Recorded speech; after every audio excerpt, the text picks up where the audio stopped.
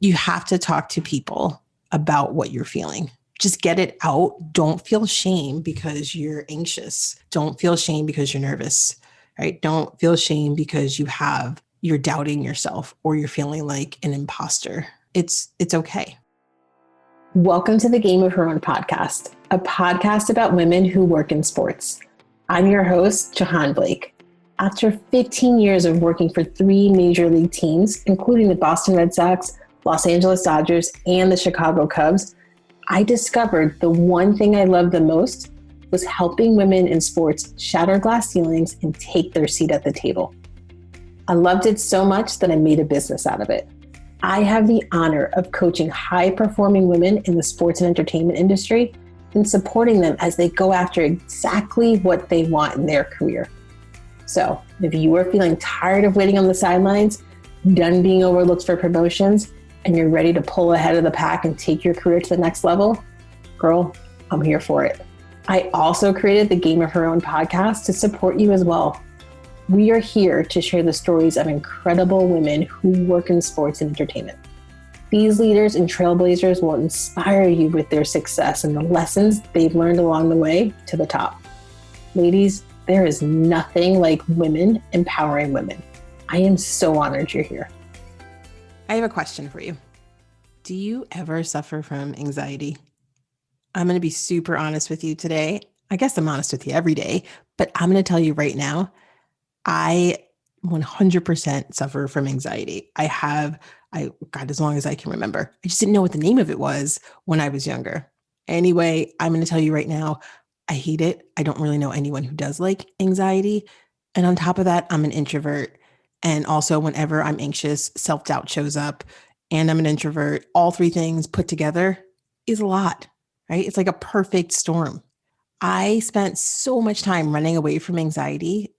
I'm not even kidding. So much time. I was continuously being chased by anxiety as fast as I could run. I can never outrun it. You know, I was recently a guest on a podcast, Her Soul Shot. First, the hosts are amazing. If you don't know them, do not worry. I'm going to have them on my podcast very soon. Anyway, they asked me if I got nervous before my first interview with the Boston Red Sox. Well, really all of my interviews. It was a 3-month interview process. Yes, the answer is yes. Yes, I got nervous. Yes, I was super anxious. The anxiety for that whole entire process, my anxiety was overwhelming. I guess for so many reasons, right? I had anxiety for so many reasons, but I think the main one was that I wanted that job so bad. I could legit feel in my bones that that job was for me. Let me give you the backstory on my interview process with the Boston Red Sox. And I should pause here and tell you that when I moved to Boston, it was my goal to work in sports. I had just played soccer for 4 years in college, and I wasn't going to be the next Mia Hamm. You hear me say this all the time. I wasn't going to be the next Mia Hamm. And I don't know why it took me so late in life to realize this. But at that point, I realized, okay, I wasn't ready to say goodbye to sports. Watching sports on TV wasn't enough for me. Right? I had to figure out how to stay involved in some way. So working in sports was the next best thing for me. Okay, so back to the story. So I moved to Boston to go to grad school, and I'm sitting in my room and I'm watching the news, right? And I want to figure out what the weather is going to be that weekend. And yes, okay, this was in 2001, 2002, and I couldn't just go to my phone and check the weather. I couldn't ask my best friend Alexa about the weather. And I didn't have a computer that was like out and powered up, if you will. Sometimes it took a while to get your computer up and connected. It was a pain in the butt. So the news was on and I just decided to wait and watch and catch the weather. I'm so glad I did because I'm watching the news and this man comes on TV and he starts talking. He's standing in front of Fenway Park. And I mean, I can remember this. I can remember sitting in my room. I remember the whole moment. And this man is talking about this new job opportunity working for the Boston Red Sox. So he's going on and on and on about this job, and it's part-time and it's working with the fans, and there's new ownership that just took over. And I'm like, this job sounds really cool. It sounds really fun. I want to do this. And then I had this, like, my second thought is, well, I don't know. I'm getting my master's, right? I want a full-time job. I don't want a job where I'm part-time making, I don't know, I think it was like $6.25 an hour, right? I should get paid a salary and have a full-time job with a title and business cards. And so my boyfriend at the time was also in my room and he looked at me and was like, let me give you a little backstory. He's a die-hard Red Sox fan, right? Born and raised in Massachusetts. And so he said to me, if you can get a job with the Boston Red Sox, I don't care what you're doing, you take that job. So he was a little bit older than me. And so he kind of knocked me off my high horse. And I said, okay, yeah, you're right. I should go for it. I do like that, the way this job sounds. So I did. I applied. And you guys, 4,000 other people applied for this job. So it was a 3-month interview process. It could have been longer than that, but I remember it being at least a 3-month interview process. And the first interview, we had to go, right? So 1,000 people were invited per night. So I was obviously only there for one of the nights, but 1,000 people went to this event and you got a name tag and they wrote a number on it. And everybody else who was interviewing you had name tags. And you had to walk around this room packed full of people trying to land their dream job with the Boston Red Sox. And you had to talk to the people with name tags and you had to get them to write down your number. Now, that was the hardest thing for me to do because 1, I'm an introvert. 2, I'm a little shy. And 3, I have overwhelming anxiety and I'm freaking out. And of course, at this point, a little bit of self-doubt is creeping up. But at that point, you have no choice, right? You kind of have to push through it. So I wasn't going to let anxiety stand in the way of me going after what I want. So I kind of just said, all right, well, just you go do you and walk around and get people to write down your number. And it worked. I got to the next round and the next round after that. And every single time I had anxiety and I was nervous. And I remember sitting in the room at the final interview, there was like 10 people interviewing me. And you guys, this is for a part-time job. I'm not even kidding. There's 10 people interviewing me and I'm sitting at this big table. And again, I'm sweating. They can't tell. I don't think they could tell because, we're dark colors on purpose. But I was so nervous and I pushed through it because I wasn't going to let anxiety stop me from going after what I want. I wasn't going to let my nerves stop me from going after what I want. I had big dreams and this job with the Red Sox was step 1 and I could feel it and I kept on going. So, spoiler alert, I got the job with the Red Sox, but the anxiety kept going. So I was hired and I got the job and they wanted me there, obviously. And 25 of us were hired as inaugural ambassadors. And I'm telling you, to this day, some of the people that I was hired with are some of my best friends in the world. It was like my family. It was one of the greatest jobs I've ever had. And it was so much fun. But of course, I wanted to keep going. I wanted to make a career out of this. This wasn't it. This was the start. I wasn't going to just stay as a part-time ambassador. And that meant I had to work really hard and push myself and push through the anxiety. I'm telling you, the more I pushed through it and ignored it, the more it came back and kicked my butt. And I just didn't know at the time. I'd be mentally exhausted after big events that we'd put on. I would just feel so depleted. And it would take me a long time to wind back up to get to 100%. And I couldn't figure it out. I thought maybe it's because I went out with my friends and, had a little too much drink the night before. And that just bothered me all week. No, I was in my 20s. That was not it. I just be really tired. And I was like, oh, because I'm working really hard. No, it's because I'm an introvert and I suffer from anxiety and I'm pushing myself and I'm not taking time to take care of me and I'm not paying attention to what my body's telling me. I'm literally ignoring it and running from it because who has time for that, right? We have big goals and we want to do big things. And so things like anxiety, you don't have time for it. I remember I would go sit in the seating bowl at Fenway Park before we'd have pregame ceremonies. So, part of my responsibilities was running pregame ceremonies down on the field. And there's a lot of pressure. 1, that I put on myself. 2, you want to do well so you can continue to grow within your role. And so I just, it would, that energy before game, if you've worked for a team, right? You know what it feels like before gates open, before 40,000 plus people come over to your house for a game. So It's just that energy, while I loved it, I also needed to disconnect from it and go outside and take a break. And like I would take my laptop and sit there and still do work, but I just needed quiet. Again, I didn't know what I was feeling. I didn't know what it was. It didn't have a name at the time. I also didn't call myself an introvert then either. I wasn't thinking about those things. I wasn't very self-aware. Right.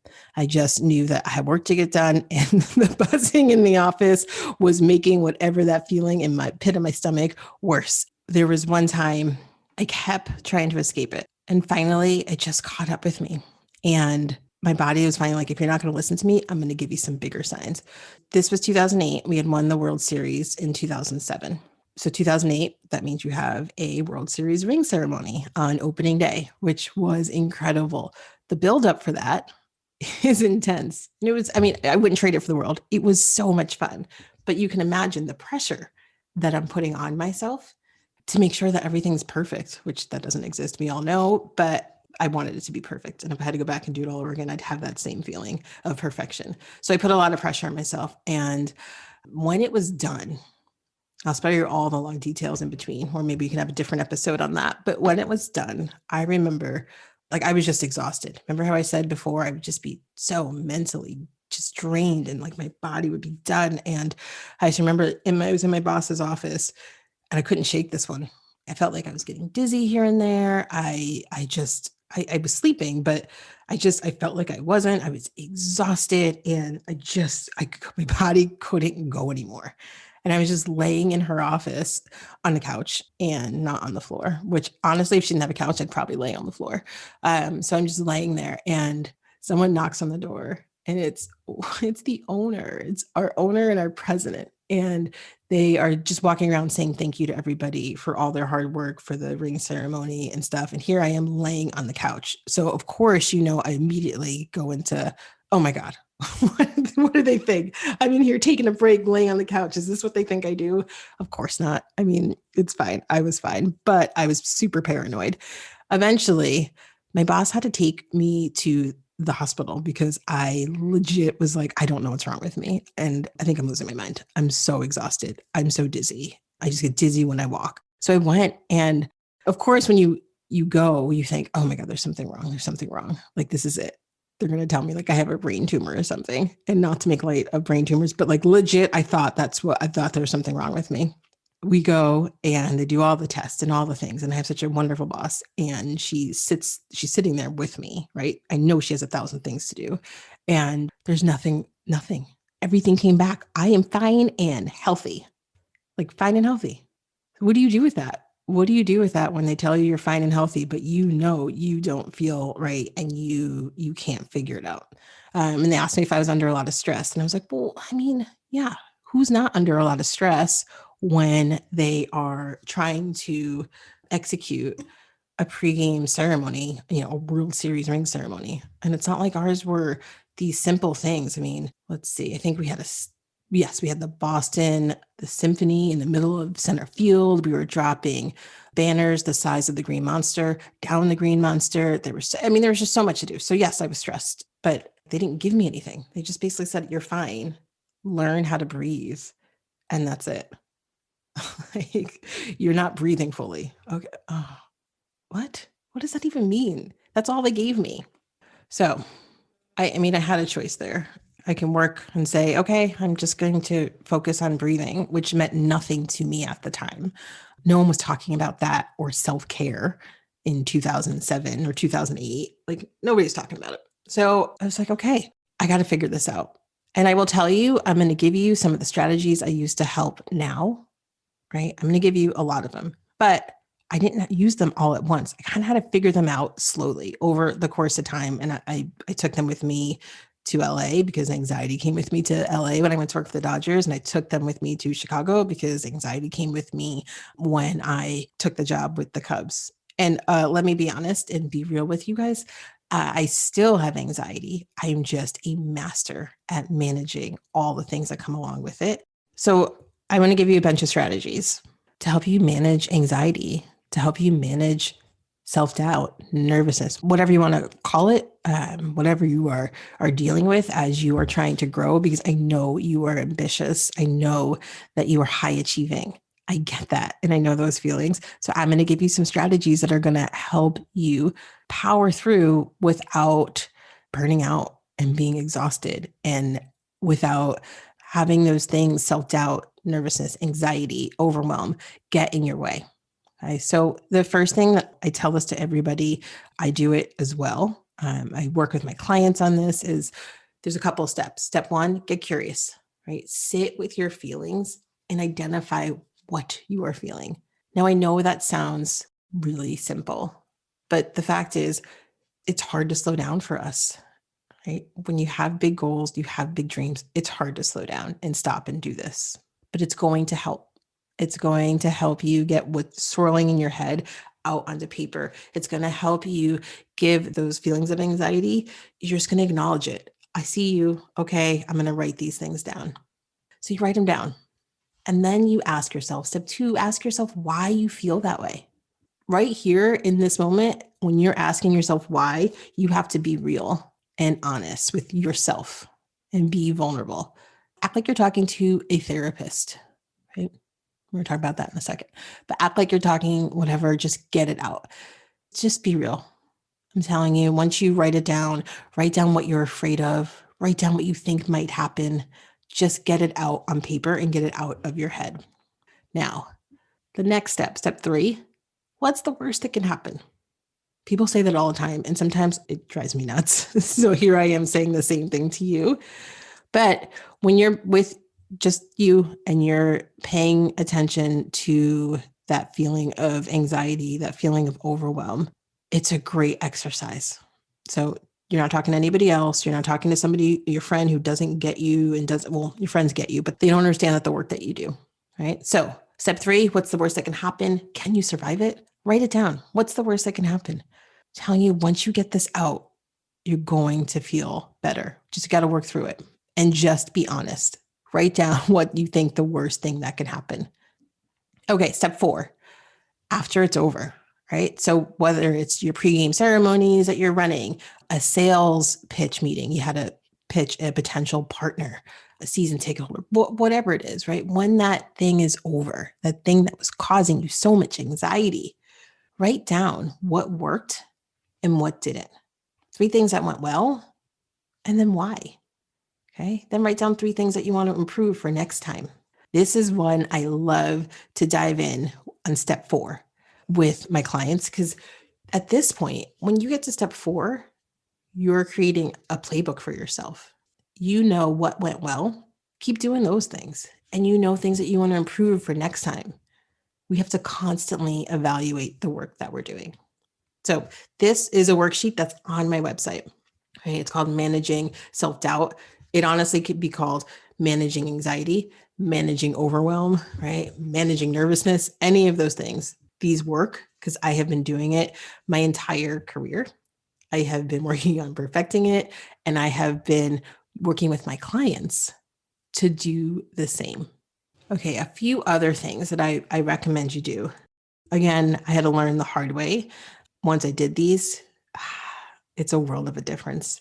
So one thing you need to do is protect your calendar. You know your body, you know how you're going to feel after big events. For me, anxiety, kind of the exhaustion and the wanting to like retreat and escape from everybody, just that feeling of just like, what just happened? It always happened after, right? I had the nervousness and the butterflies in the stomach and all that stuff leading up, but then anxiety would just show itself in this weird form after the event.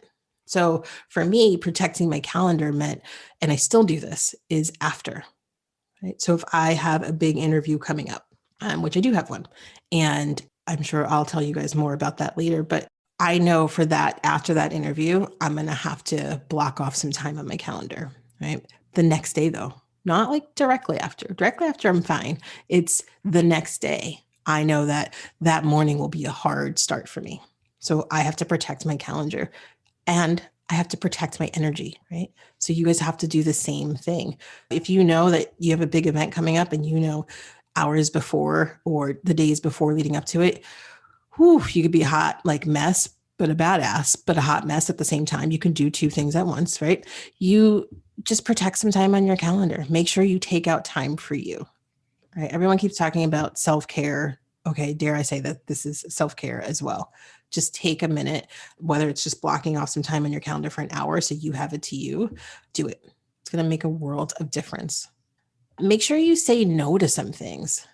I noticed how tired I was after working all the time and then going out with my friends, and I couldn't bring myself to work. And it wasn't because I was out partying too much. I figured it out eventually that it was just that I had like this certain amount of social energy and I had to protect it. I had to save it. So going back to the protecting your energy. So sometimes I had to say no. I couldn't do all the things, right? I knew what was coming up and where I had to protect my energy. And if I had these big goals, these big dreams, some things I had to say no to them if they were going to take away from it. I'm not saying say no to everything. I'm not saying that you have to stay home by yourself and lock yourself in a room before big events. That please don't do that. But make sure you pick things that are going to help fuel you and not take away from the fuel that you have. Make sure you schedule some time alone. If you need to take a personal day, that is fine. There is no shame in that. You need to go recharge to come back, right? It's going to help you manage all the things: anxiety, overwhelm, self doubt, nervousness, all the things. It's going to help you manage it when you spend some time alone or if you take a personal day. There was one time I worked for the Cubs. Gosh, if my old boss is listening, I wonder what his side of the story is. But I walked into work and it had been just a day after day after day of it was just intense and a lot of work and a lot of energy. And I walked in and I did my usual lap and I stopped at his office, said hello, stopped at some other desk, said hello. And then I went into my office and I just stared at my desk. And then I turned around and I went back to his office and said, not today. I can't do it. I got to go home. And I left. To this day, I don't know what he thinks, but I needed a day. And I just knew I worked hard enough. I gave the Cubs a lot. And so if I needed a day, I had to take a day. Now, I'm not saying you should just tell your manager or boss tomorrow that you are done and you don't want work. I was lucky enough to be in a situation where I think that my boss had enough respect for me and understood why I needed that. So if you can figure that out ahead of time, great, do that, or just let them know and just have more of a conversation than what I did, which was like, I got to go. I'll see ya. The last two strategies I want to give you is talking to somebody. Talk. Therapy helps. Let me start with one. The first person or the first group of people, whoever your, what do we say now? Squad? No, that's not cool anymore. I don't know. Whatever your group of, I like to say like personal, you know what? I like to say your friends, like whoever your close friends are, right? I also say to people, make sure you have like your own personal board. That's important too. But you have to talk to people about what you're feeling. Just get it out. Don't feel shame because you're anxious. Don't feel shame because you're nervous, right? Don't feel shame because you're doubting yourself or you're feeling like an imposter. It's okay. But you have to talk it out because once you give it a little, just acknowledge that it's there. Don't run from it. Once you acknowledge that it's there, it makes a whole world of difference. It's easier to manage. Okay, so talk to your friends, talk to whoever will listen. Now, at some point, I did this, and I didn't do it until I moved to Chicago. I wish that I did it sooner, is I got a therapist. I'm telling you right now, talk therapy for the win. It was the best idea. And for me personally, I needed it for work. Again, when you have these big goals and you are ambitious and you are just putting everything into it, you are high achieving. Sometimes you need to talk to somebody who has no idea about all of the cast of characters that are in your life when it comes to in your professional life. So I recommend getting a therapist if you are dealing and battling anxiety, if you are dealing and battling with self-doubt, nervousness, overwhelm, all the things. I would get a therapist, and here's the deal. It is okay. It's normal. We should normalize it. It is okay to have a therapist. There's no shame in it. We all need support, whether you get that support from your friends, whether you get that support from a therapist, whether you get that support from a coach. It's all of those things are okay and normal, and everybody, I hate to say it this way, but everyone does it, right? So don't feel shame if that's what you need to do to help you manage what you're feeling. What I don't want you to do is to ignore those things because you're embarrassed, ignore those things because you believe that in order to be great, you're not going to be nervous. In order to be great, you shouldn't have anxiety or, be anxious about this or feel like an overwhelm. And that's not the case. Those that are successful acknowledge the fact that they need support and they can't go at it alone. And that was my goal today, was to give you some strategies so you don't have to go at it all alone. I am here for you if you need support, if you want to talk, if you want to learn about how we could work together so we can work through these things and make sure that whatever is standing in your way of you getting your goals, I'm here and I'm here for it. I'm here to support you. But you also have all those other strategies that I talked about as well, and we can work through those together. But at the very least, you can go to my website, jahaanblake.com, and you can download that worksheet. That can be step one for you. That could be your starting point. So I hope you all enjoyed today's episode talking about the world of anxiety, the world of nervousness and self-doubt that all of us high achieving women deal with at some point or another. Thank you guys for listening and joining me and letting me talk to you all about what I went through and now how I have turned it into something that I get to help other people go through and support them along the way. So I hope that some of these strategies help you as you move forward in your career. And hey, I would love to hear from you. So if you don't already, follow me on Instagram. That always sounds so funny, but follow me on Instagram at Jahaan Blake. Follow me on LinkedIn if that's more of your thing, also at Jahaan Blake. And let me know if this helped you and if this is something you can try to implement as you go out there and kick some ass. All right, friends, thank you for listening. As always, I am honored to be here to support you, and I will see you or talk to you next week.